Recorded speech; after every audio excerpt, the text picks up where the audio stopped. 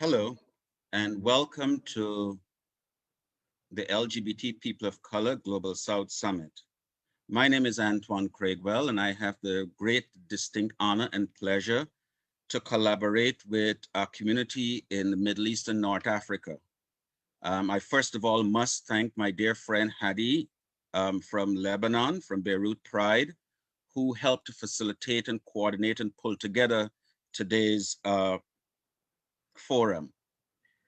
The Middle East and North Africa will be presenting over 3 days, today, tomorrow, and 2 fora on Wednesday, about different aspects about how they interpret and see our expressions moving toward inclusivity, the theme for this Global South Summit. For the Middle East and North Africa program over the next 3 days, they're looking at a sub-theme: visibility deconstructs myths, lies, and prejudice. Today, we'll be looking at art for visibility. How are our communities be made visible or are visible? This is our program that we'll be looking at and working with today. We'll have a moment of silence in a moment, then I shall introduce and talk about the Global South Summit, and then I shall hand over to our moderator, Saf Hakawati. And Saf will then introduce our 2 panelists and their presentations. So before we do anything, we always want to remember and to bring into any space or environment where we are gathered as a community, to remember those who we've lost to homicide, suicide, to HIV/AIDS, to the COVID-19 pandemic,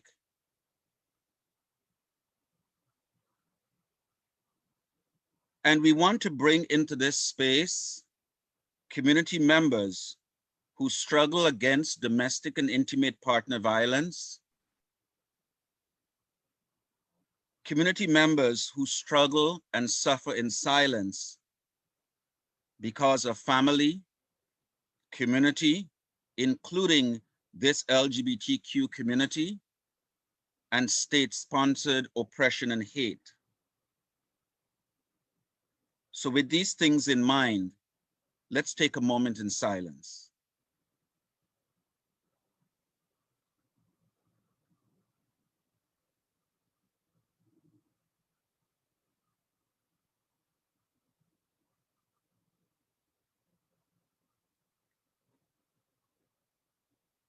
Thank you. Now, this global summit is particularly significant for us. Considering Black and people of color living along the equator and in the global South are the largest population on the earth, and since LGBTQ+ are present in all communities, we affirm that LGBTQ people of color constitute the largest subdemographic in the world. We are aware that when international media often report on or about LGBTQ people of color in the global South, these follow a tragic event. Our community's pain is often pathologized and exploited. Rarely, if ever, do we hear, see, experience our community members' richness, beauty, vibrancy, and resilience. We hope to change that image. We want LGBTQ people of color who live along the equator and in the global South to be seen and heard.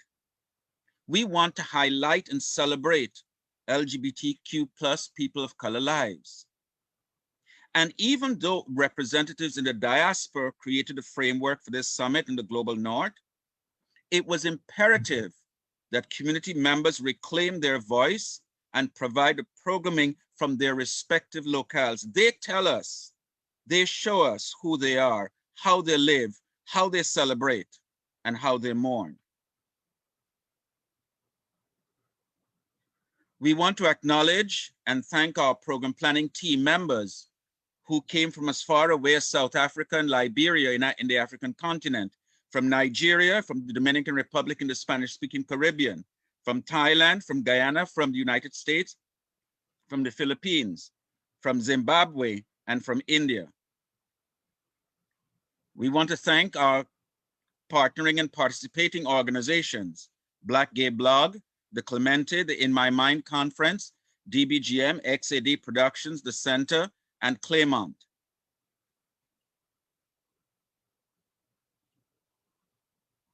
So the MENA program over the next 3 days, while Visibility Deconstructs Myths, Lies, and Prejudices, we'll look at and talk about today, for example, arts for visibility. Tomorrow, we'll be looking at thinking for visibility. Wednesday, we'll be looking at writing for visibility and diaspora for visibility. Now, community members, please allow me to introduce Saf Hakawati. He, him, his is also known by his Instagram or his handle, I am Hakawati, on social media, who is a Lebanese Canadian social and political activist. He's an advocate for domestic workers' rights, freedom of expression, and taught in the Middle East, notably to the LGBTQIA2+ community, and for the decriminalization of LGBTQ status in Lebanon. As a political science student at McGill University in Montreal, he continues his advocacy work for the Middle East. Community members, I'd like now to hand you over to our moderator for today's program, Saf Hakawati. Saf, over to you. Thank you so much, Antoine. And hello, everyone, and welcome. So I will begin by sharing my screen so that I could introduce our wonderful panelists. Awesome. So I think we will begin with Ria. First of all, I want to thank Hadi and Antoine for giving me this opportunity to speak to these wonderful panelists that have made such a big impact in the Middle East. And I look forward into hearing your thoughts and your opinions and all of your works. So to start off, we have Ria Haidar. Ria Haidar is a multidisciplinary designer from Beirut. She has had her work seen all across Lebanon and the world. I have seen personally her work from Berlin. I've seen her work in Paris, here in Montreal, and I've had very excited to hear what you've done, other things that you've worked with, and the things that you're planning on doing in the future. So this is very exciting. And I also want to introduce Bashar, who is a musician and a musician that I've had the pleasure of hearing your music in the last couple of weeks. You are indeed Palestinian, and you've had your works seen all across the Middle East and the world. And thank you guys so much for joining us today. Thank you for having us. I'm really excited to this panel. Awesome. So I think what we're going to start off by showing is actually something that kind of kickstarted this this relationship between Ria, who is a graphic designer, and the LGBT Q+ community in the notably in Lebanon, but expanded all the way through the Middle East and the world. So I think, Ria, if you want to tell us more about how this all started and kind of how it kickstarted. Okay, so basically today, since we're talking about art and visibility through art, it was kind of obvious to me to start with this poster exactly because I had designed this poster in the context of a competition that had nothing to do with Beirut Pride, nor obviously it had to do something with the LGBTQ community, but just not necessarily with the Beirut Pride. The poster, if you squint your eyes, you will see it say "Love Can't Lose" on the different 3 levels that that are presented, and with the colors of the rainbow. And the idea was to kind of play on this kind of notion of caging the letters, but also having them being super free. But then this poster was put to the side and I never really used it until I left Lebanon for a while and I was living abroad. And I heard about this collective or this initiative called Beirut Pride that was starting a parade, Pride basically month, and there was an event happening that got stopped by the authorities in our country. So I immediately felt like I needed to reach out to whoever started the initiative, and then in that case that was Hadi, and decided to let him know that I'm willing to support his initiative and his cause in any way possible through any format, depending on that I can offer. So basically through visual languaging and graphic design. And that initiated a series of conversations with me and Hadi, and a relationship got established where I was able to now work with him on different projects. So the first big project that started between us was the Type with Pride font. You can see it on the next slide. And basically, this font, Hadi was approached by the New York Pride, if I'm correct, to design the Arabic version of the Gilbert font, which they had initially created for the New York Pride. And that font was characterized by the different separations between the letters and then the connection with the colored detailing. And so it was very exciting and honestly humbling that I was given this project to do the Arabic version, which was for the first time ever.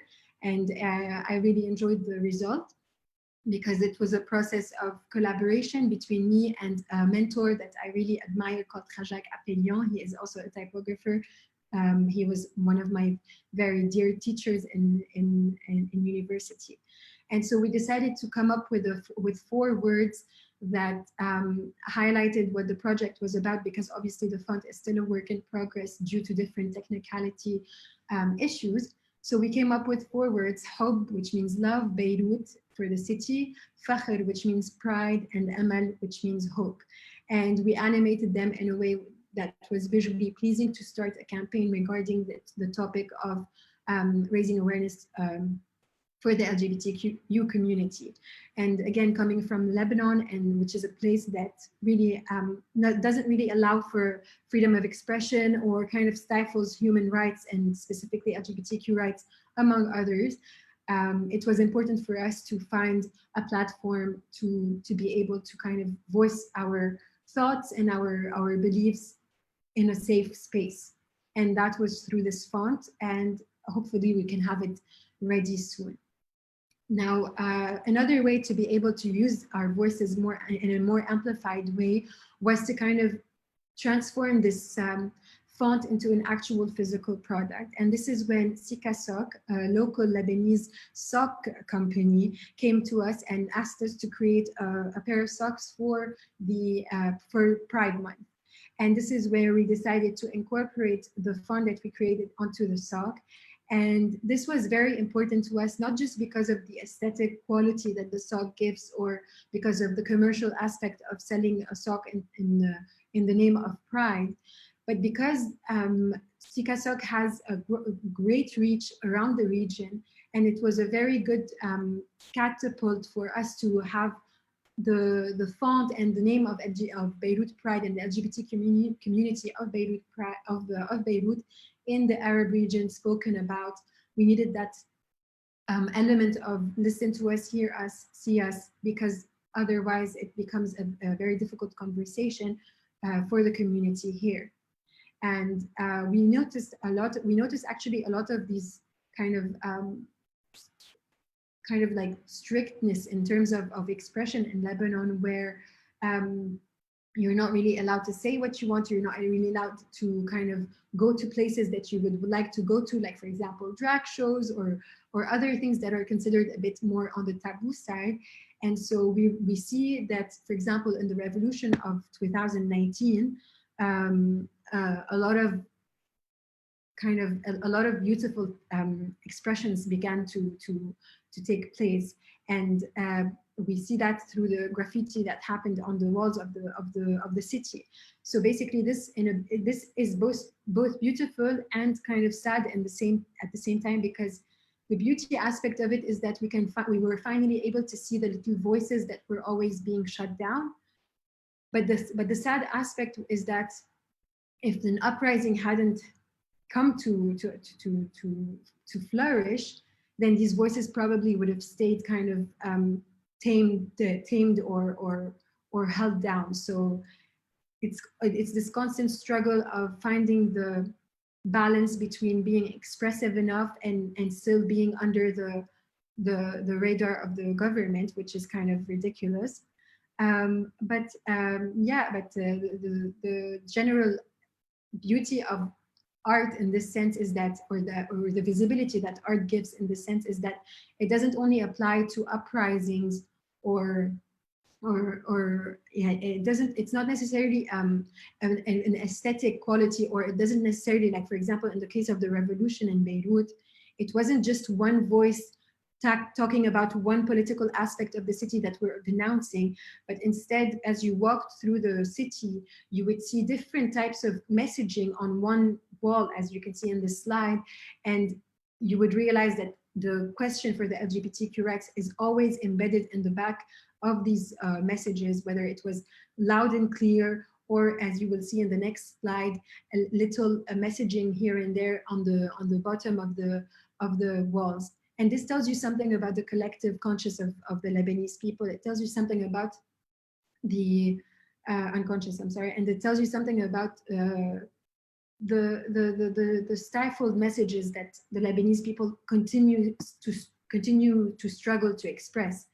And so what art does in this case, whether it's a graffiti, whether it's a sock, whether it's a font, is just another step forward into bringing a more deep conversation about what people actually need. And self-expression and having your basic rights is obviously a human rights and a human need that needs to be discussed. So I guess from my end, this is kind of quickly what I wanted to tap into. I'd love to hear your thoughts and obviously to continue this conversation. Awesome. I'm actually curious to see, like, we now kind of seen the case for Lebanon and how the uprising kind of led to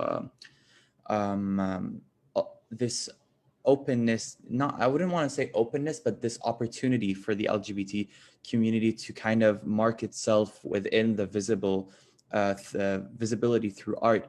And I'm curious to know for Bashar if this is actually the case in other places, notably like you being Palestinian. Is it similar, knowing that Palestine is not foreign to uprisings and to oppression as well? I mean, definitely. I live in Sheikh Jarrah, first of all, and have been witnessing everything that's been happening firsthand since it started. And the first people who were at the protests, the people who I was seeing before I even went down and was seeing videos of people being dragged by soldiers just for protesting illegal expulsions of the families in Sheikh Jarrah, the first people were queer. And it was actually amazing to see, even when I started to go down, you would see people of all kinds of Palestinians, people from all ages, different religions, atheists, gay and straight and queer. And it's because the type of struggle that we have here, it's like we're all kind of, at least at this point, fighting one fight. So this struggle unifies us all and kind of puts these different labels to the side. So yeah, but the thing is, here we are, maybe when we start to forget about, or like we start going back to our normal lives, the division comes back again, and we see homophobic issues and issues against women and all this stuff. So yeah. So in a way, when push comes to shove, certain situations take aside our differences. And I think that's something I've personally assisted through a big chunk of the Lebanese uprisings in 2019. I used to reside in Lebanon, and I do agree with that. I think once people have similar issues, similar conflict with their own people and their own the cultural, when they're when it's embedded into the culture, it kind of is set aside. And I think you could see that mostly through art, the way that we've been talking. Also, I'm also curious to know, Bashar, you are a musician. We'll be showing one of your works. But before that, I'm curious to know about how the reaction, kind of how it was, I don't want to say seen, but what type of reaction did you get after working in the music working in the music industry? Because you know, the music is so powerful. It is a form of art that is stuck in your head that you can just never get out for a long time. So I'm curious to know more about that. So I've been doing music since a very young age. And I know when I first started singing, I was singing in English because of my education and the school that I went to, and then attending university in America. And I was always in this bubble. So I was always very influenced by like Western music and stuff like that. And when I came back from college and actually started to work here in Palestine, I started to experience actual life here, because I was out of the school bubble. And that's when I flipped to Arabic. And I guess it was like a journey, and it's still a journey for me. I didn't come out like when I first started singing, just popping out of the closet and just like, it was kind of a journey. I started in the beginning tackling social issues such as gender equality, and I collaborated with Al-Qaws, and it was like here and there. But then when I started to get more of a global audience, that's when I sort of came out more through my music and became like unapologetic. But it was always this, all of my songs, and the song that you're going to hear now, Maskhara, which is the lead single from my new EP, they basically tackle all the different kinds of oppressions that we're dealing with. On one side, we have the occupation and the brutal military occupation, the presence of soldiers, the limited freedom of movement. But then on the other side, we have the oppression of a generally conservative society that wants people to fit into boxes and is afraid of anyone who tries to step out of it. And my music, this EP especially, and Maskhara, it is basically the culmination of all of that. And there is like the sense of hopelessness, but at the same time, the sense of hope. That, like, the lyrics are very hopeless, as you'll see now, but through the visuals and through the emotion, I try to invoke a sense of hope. And it's like, I'm trying to also reflect the state of the youth who feel like we've reached a point where we feel like there's no hope, and that we can't do anything, and that everything's out of our control, and we're just part of this game. And connecting to visibility through arts. When I was growing up, I was always looking for someone to look up to in music, and I always ended up looking to Western music, and I was looking up to artists like Britney Spears or Madonna or then Lady Gaga and all these people. And I never had anyone in my own culture or in my own language that could tell me that it's okay to be myself, it's okay that you're different and all this stuff. And it took me, and like all this time, I always thought I was like the only gay person in all of Palestine. And I'm sure that a lot of people feel the same way growing up. And so this is why it became sort of this mission for me to be visible, because for many reasons, but one of them is because I remember having this need for someone to look up to. So that's one thing. But also, on the other hand, on the level of living under occupation and all this, like the pinkwashing PR strategy that the Israeli government utilizes and like presents itself as a more progressive country in order to deflect eyes or the gaze on the violations of human rights against Palestinians. And so this is why also it's important for me to be visible as a Palestinian artist, Palestinian queer artist, to sort of rebuke those statements that say there are no gay Palestinians, they all escaped to Tel Aviv, they would be killed if they did anything. And finally, just to answer your question, the reactions have been very different. But for me, online, of course, there's all kinds of reactions, but I try not to look at that. But to look at real life, I choose when I want to perform and do something, like let's say sometimes when I perform, I have a song called Everyone's Getting Married, and I start the performance in a wedding dress on stage. And I've done it many times in places like Ramallah and Bethlehem and Haifa. And the reaction was always very positive, at least from my view. And I won't try to say that, where Palestine is progressive and we're where we need to be in terms of queer rights.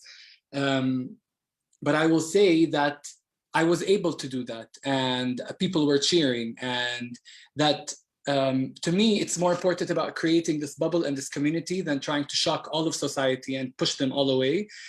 To me, I think it's about just like slowly growing this circle of like-minded people, and eventually it will it will move towards the bigger society. And I guess now we can show Maskhara, which basically everything I just talked about.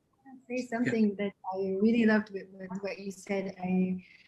First of all, I'm really happy. I'm always super happy to hear when Arab designers, artists, musicians embrace the language that we have, because it's really our unifier. It's really our strength. And if more and more people realize this, then this can really like enforce all our beliefs and all of our empowerment and everything. And I really understand your approach about like penetrating the community through different little aspects, because this is what's happening as well in Lebanon. Like, even though the general governmental, if you want, viewpoint regarding our queer rights and LGBTQ rights are not still ideal, you still have these like underground communities that are doing the drag shows, that are doing these talks, that are doing these like open things. And it's amazing to see, because it just like enforces the idea that whatever Western media will say, whatever dramatic governmental like statement will come out, these are all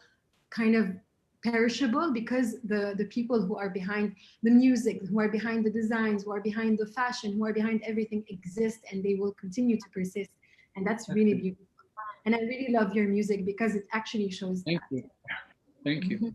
Yeah, and exactly, like I completely agree with you. And it's sad that most of the time that the media wants to talk about queer people from these areas is when something negative is happening, or they want to use us in a way that highlights how not progressive we are and how backwards we are. And it's always serving this propaganda of like the West is the place where the heaven for the queer people, and that we're all escaping to them.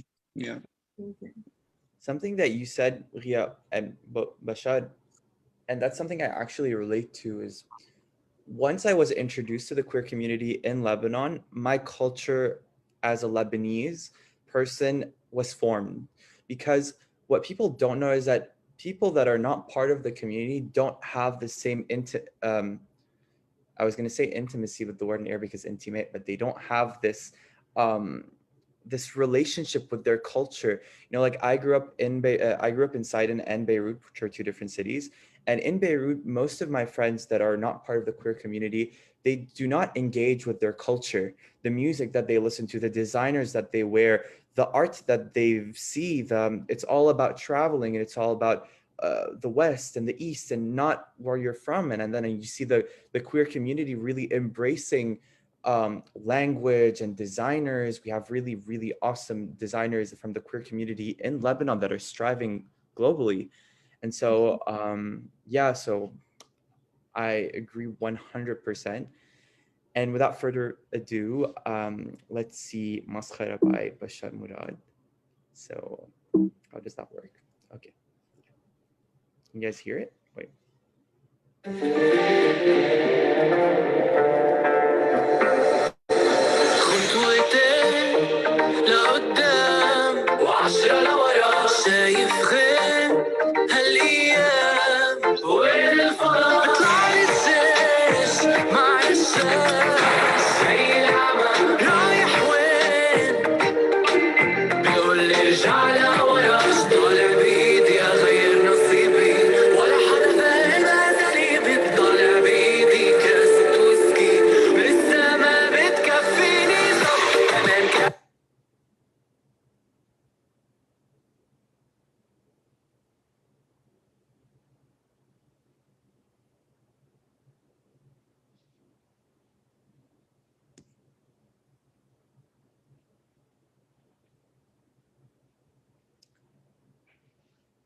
That is very interesting.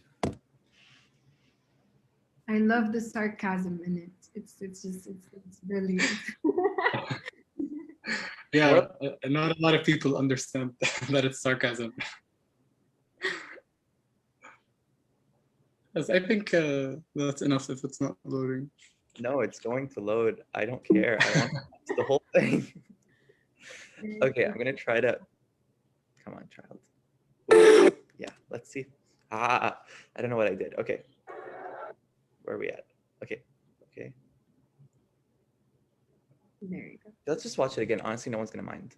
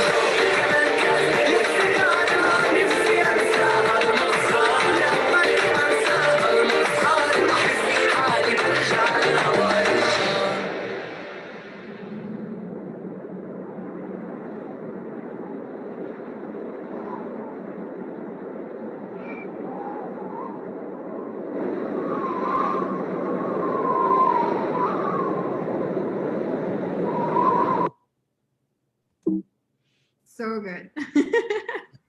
you. Honestly, it's so good. Thank you so much. And it looks like it was super fun to make at the same time. So it's like a nice vibe. Exactly. Yeah, it was. It was. Sorry. That's exactly what I was thinking. It looks like it was really fun to make. Uh, video shoots are always very stressful, but it was fun when it was finished, when I had the final product. But yeah, the video was. I wrote the song like in 2017, long before all the recent events that have been happening, and the video was in my head for years before I was able to do it. And the sad thing is, the song is now more relevant than when I wrote it about everything that's happening. Awesome. So I kind of want to show you another video, which is this one. I just don't know how to pause it. That's why I've had the other picture up, but I'm gonna keep this for now. But so we kind of saw how visibility, like art visibility, looks like for Lebanon and Palestine, and how both of you had this opportunity and have been working so hard in visibility for the LGBT community and other minorities, and just working in that field and striving. I think that's the least you could say. And there's this video that was sent by queer community members in Iran who have chosen to interpret the art of visibility in a different way. And I think it's actually an interesting way to see it. It's like it's different, but at the same time sends a very powerful message. And I hope we can talk about it after showing it and see what you guys think, and how could that be an option for those who choose to express themselves differently within our community. So I think that's it. Can you guys see it? Yeah.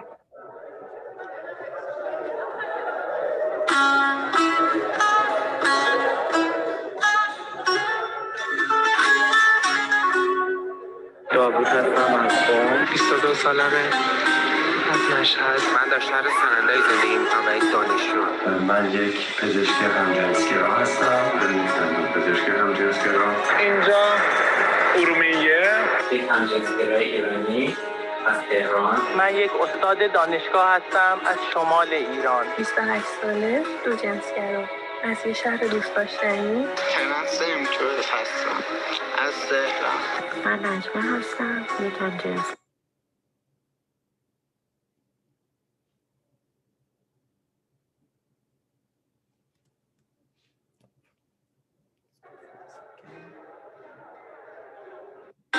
از مشهد. من در شهر سنندج زندگی میکنم و یک دانشجو. من یک پزشک همجنسگرا هستم. پزشک همجنسگرا اینجا ارومیه. یک همجنسگرای ایرانی از تهران. من یک استاد دانشگاه هستم از شمال ایران. 28 ساله، دو جنسگرا از یه شهر دوست داشتنی. من سمتور هستم از تهران. من نجمه هستم، یک همجنسگرای ایرانی. من شغلم کارمنده. ما از سر کار برگشتیم، داریم با هم دیگه کار میکنیم. همجنسگرا اهل شیراز. من در یکی از معتبرترین دانشگاه‌های ایران در حال تدریس هستم. من یک روانشناس همجنسگرا هستم.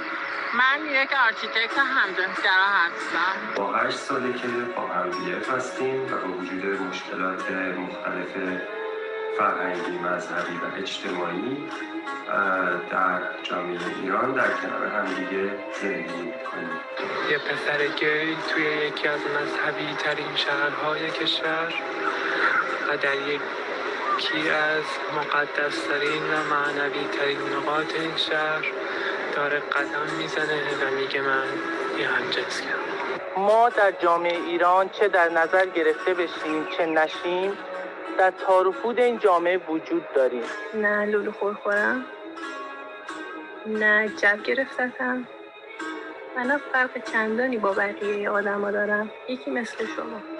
همجنسگرایی در ایران سخته ولی در شهرهای مذهبی مثل شهر قم از همه سخت‌تره. ما در جامعه وجود داریم. چیزی که شاید خیلی سخت باشه دیدنش برای بعضی‌ها. من توی محیط درمانی کار میکنم که اکثرا یا پزشکن یا روانپزشک یا روانشناس. هیچ کسی در ایران به حق ما توجهی نداره.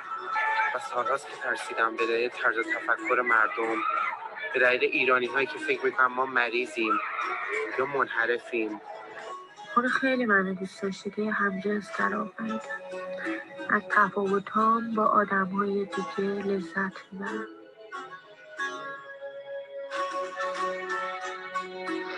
بچه‌ها دوستای خوب رنگین کمونی، ما خلق شدیم تا متفاوت زندگی کنیم. توصیه من به همحس‌های خودم اینه که یک همجنسگرای موفق باشن. به امید اون روزی که یعنی 100% باید اتفاق بیفته، یعنی خواهد افتاد که بتونین خودتون رو با اون چیزی که هستین به دیگران معرفی کنین. به امید پروانگی همه ما ترنس‌ها و آزادی تمامی رنگین کمانی‌ها. به امید روزی که به همجنسگرا به دید بد و از اون بدتر یه آدم منحرف نگاه نکنه. فقط و فقط یه آرزو دارم، اونم اینه که یه روزی من، همسرم و فرزندانم بدون هیچ نوع ترسی و در آزادی کامل بتونیم توی این نقطه از شهر قدم بزنیم. ما هم انسانیم، در میان شما ممکنه برادرتون باشین، خواهرتون، فرزندتون، دوستتون، شاید همسرتون. من یه همجنسم. افتخار کنم. من اینم، با خودم کنار اومدم. مهم نیست شما کنار بیایی یا همینطور که 25 سال زندگی کردم بقیه‌اش هم زندگی کنم.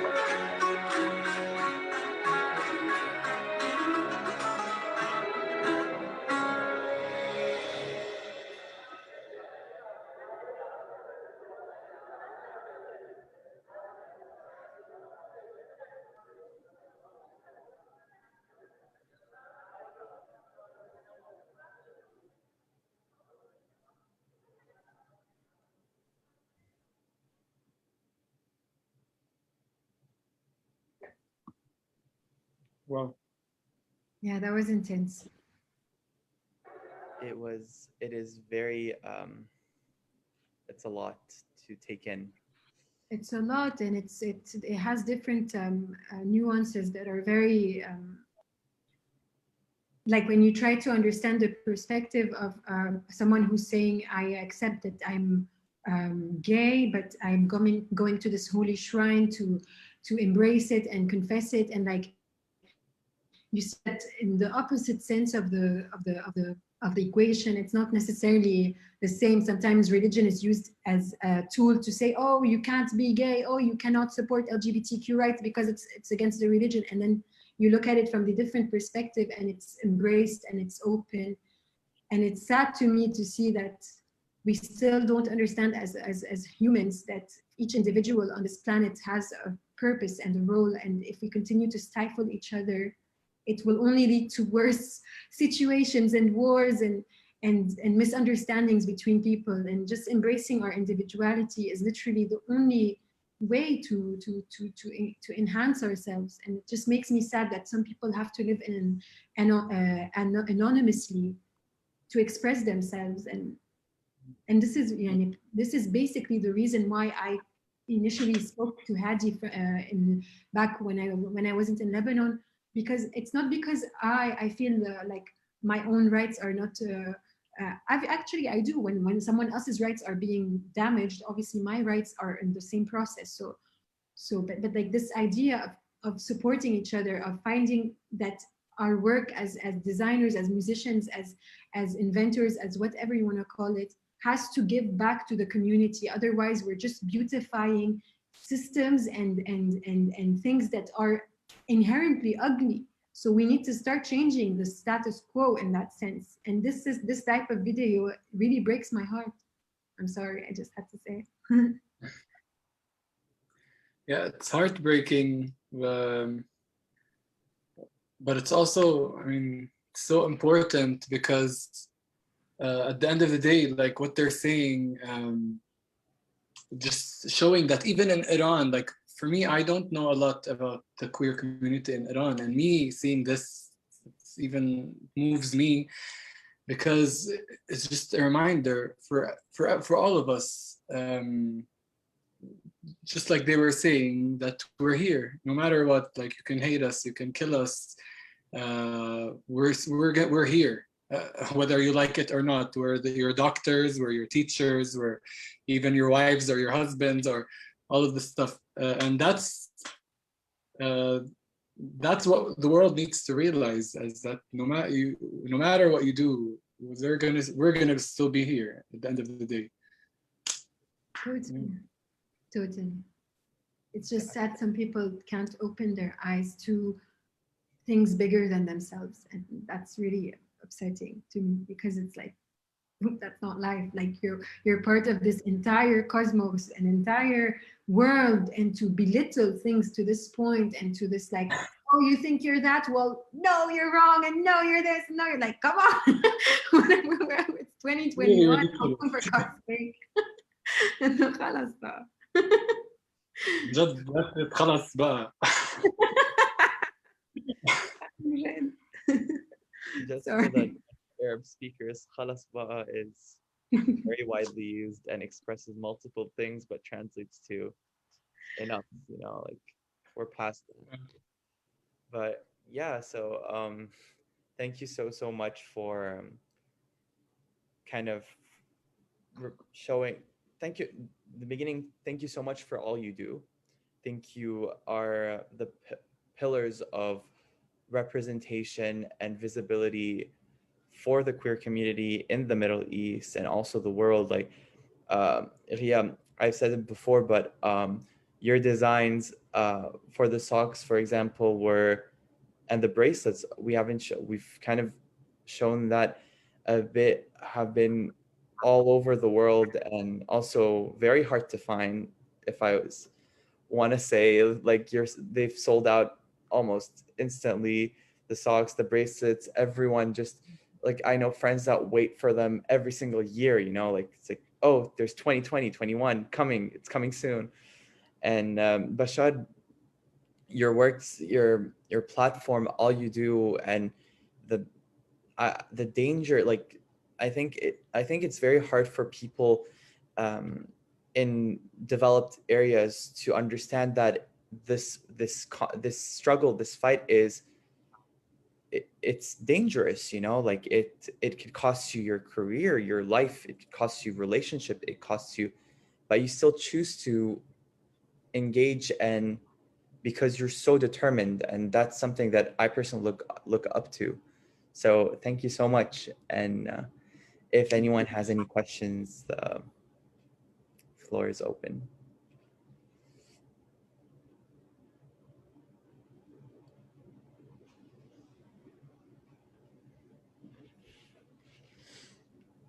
I have a question for Bashar. If you ever are looking to collaborate on something, hit me up, because I'm really interested. I just followed you on Instagram. I'll do the same. Me too. I'm only 19, but I would love to work.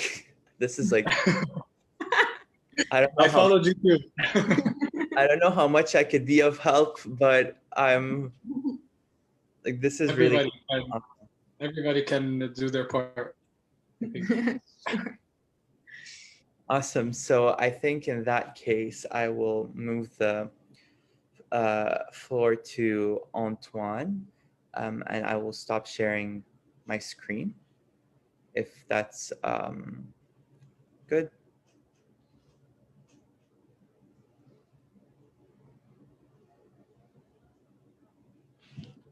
Just check one more thing.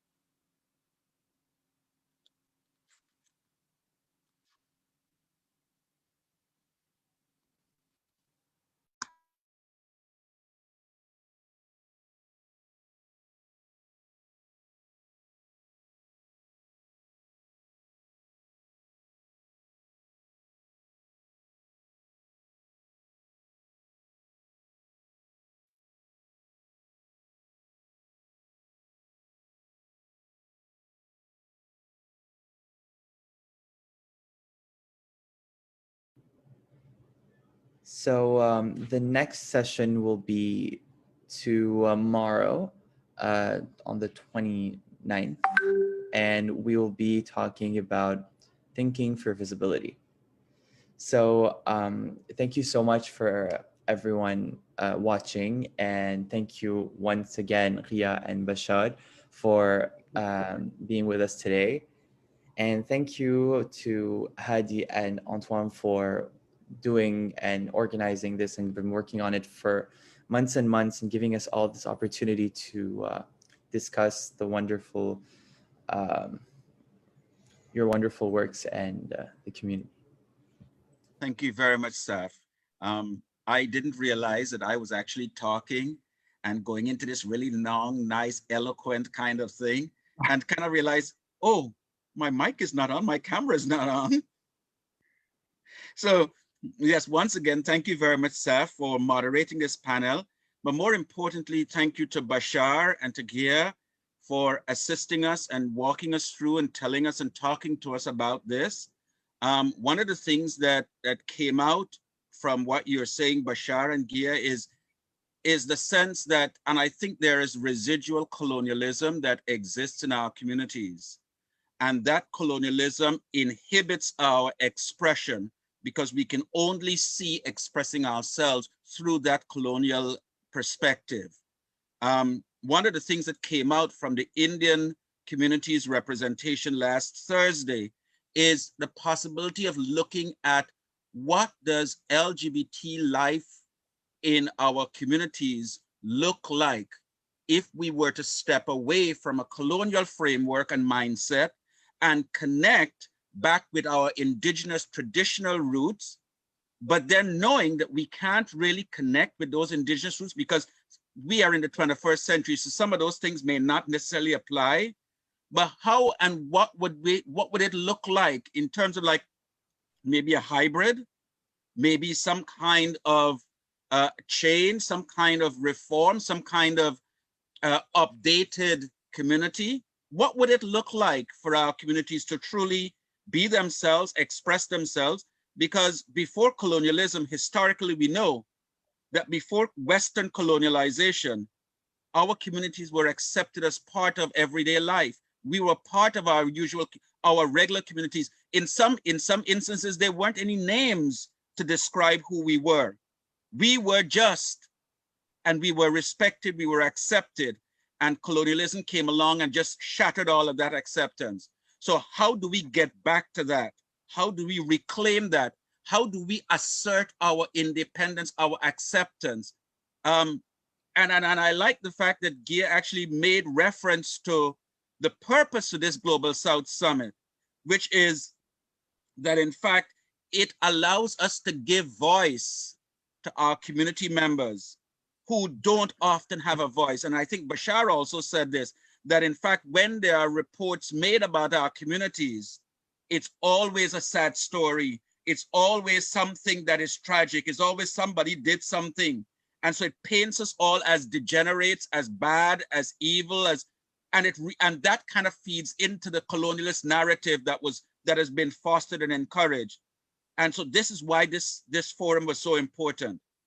This is why I am so glad Hadi got on board with me on this, to push for this, because we need to start celebrating who we are, as we are, using the tools that we've been given, but to expand and to showcase who we are. Does that make sense? I mean, that was just a long speech. I mean, I didn't really intend to do that, did I? No, it's a beautiful speech. But you understand what I'm saying? Does that make sense? Yes. Absolutely. Colonialism plays a big role in affecting all of our selves in like the indigenous selves that we are, beyond even the LGBTQ communities. It's something that is a question of how we conduct our businesses, of how we conduct each other. So it's like it's a big question mark that is as you said, we need to go back to the roots and reclaim who we were essentially, I guess. Thank you very much again, Saf, Bashar, Gia, and I'm convinced that I may be mispronouncing your name, but please forgive me because I'm from Guyana in the Caribbean in South America. So, you know, I've got the British colonial influence in me very well as well. So thank you guys very much. And this was extraordinary. We look forward to continuing the Global South Summit with the remaining MENA programs tomorrow and Wednesday. Okay, tomorrow it's Thinking for Visibility, and on Wednesday it's Writing for Visibility and the Diaspora for Visibility, being visible in the diaspora. So once again, thank you very much and enjoy the rest of your day, evening, morning, night, wherever you are.